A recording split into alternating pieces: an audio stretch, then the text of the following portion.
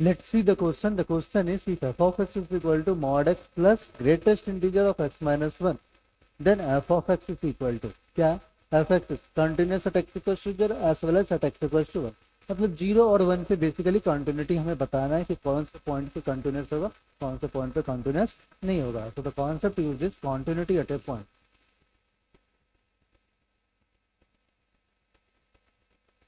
Continuity at a point.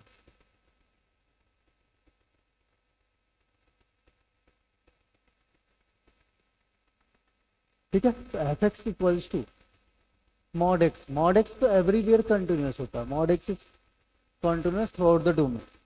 ठीक है. अब बात आती है greatest integer of x minus 1. तो greatest integer of x minus 1 is discontinuous.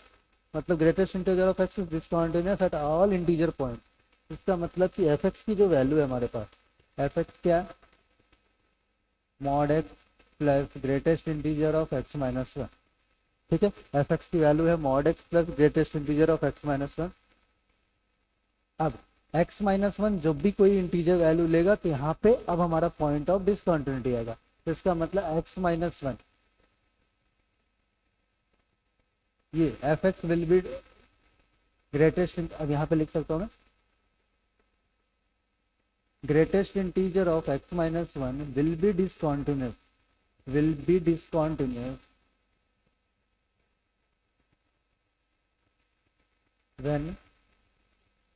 whenever x minus 1 is an integer.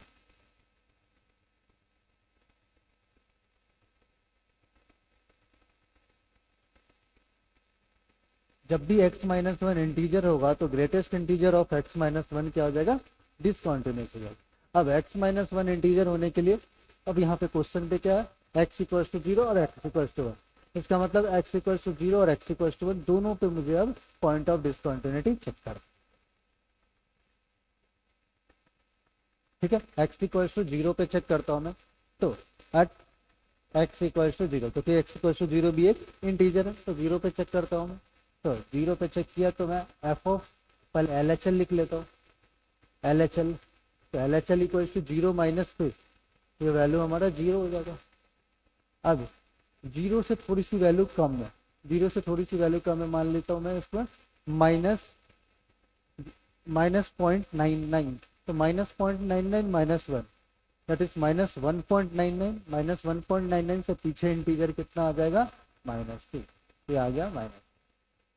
और एफ ऑफ 0 की वैल्यू देखता हूँ. तो एफ ऑफ 0 की वैल्यू कितना हो गया, 0 माइनस 1 तो माइनस.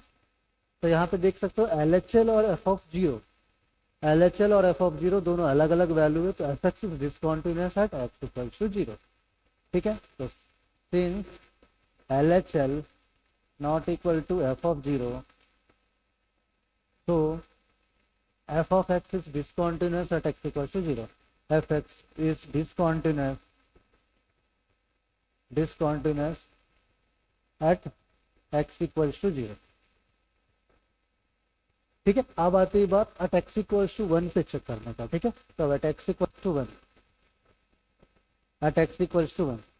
ठीक है. क्योंकि ऑप्शंस में x equals to 0, x equals to 1 दोनों पॉइंट पे कंटिन्यूटी भी चेक करके बताना. तो एट x इक्वल्स टू 1 पे देख रहा हूँ मैं. तो एल एच एल की वैल्यू कितनी आ जाएगी, लेफ्ट हैंड से अप्रोच करो तो ये वैल्यू 1 की वैल्यू को एट एक्स इक्वल्स टू 1 पे लेफ्ट हैंड लिमिट 1 से लेफ्ट में कोई वैल्यू अप्रोच करता हूँ 0.99.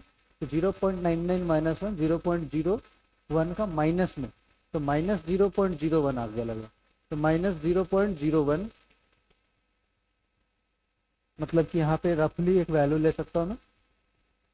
एक्स को 1 से पहले लेता हूँ, तो एक्स को 1 से पहले मैंने 0.99. ठीक है. -1 का ग्रेटेस्ट इंटीजर रफली लेता हूँ. तो this is equal to 1 plus minus 0.01 का ग्रेटेस्ट. ठीक है. 1 प्लस माइनस 0.01 का ग्रेटेस्ट इंटीजर.